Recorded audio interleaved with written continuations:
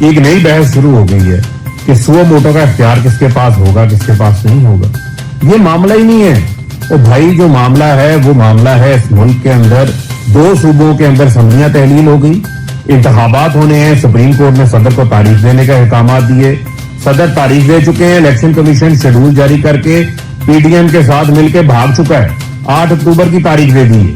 اب جو معاملہ زیر بحث ہے وہ یہ ہے سپریم کورٹ آف پاکستان کے سامنے کہ یہ الیکشن کی تاریخ موخر کرنے کا اختیار الیکشن کمیشن کے پاس ہے یا نہیں ہے, یہ معاملہ ہے. لیکن اگر آپ دیکھیں تو ساری پی ڈی ایم جو ہے وہ سپریم کورٹ کے اوپر حملہ آور ہو گئی ہے, ججز کے اوپر حملہ آور ہو گئی ہے.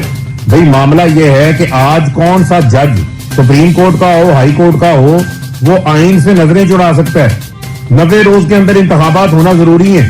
لہذا یہ پی ڈی ایم اور ان کے پیچھے جو ان کے لوگ چھپ چھپ کے حمایت کر رہے ہیں ان کے پروپیگنڈے کا شکار آپ کو بننے کی ضرورت نہیں ہے. 90 روز کے اندر انتخابات جو ہیں وہ ہونے ہیں اور اس کے اوپر عمل درآمد ہونا ہے.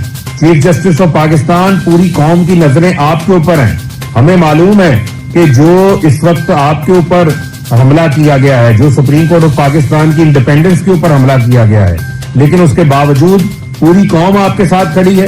90 روز کے اندر آئین کی بالادستی انتخابات کروانے کے حوالے سے آپ ڈٹ گئے اور اس کے اوپر ڈٹ گئے. پوری قوم آپ کو دیکھ رہی ہے. تاریخ میں یہ پتا چلے گا کہ جسٹس منیر اور عمر عطا بندیال کے اندر جو ہے وہ کیا فرق ہے. اور میں یہ سمجھتا ہوں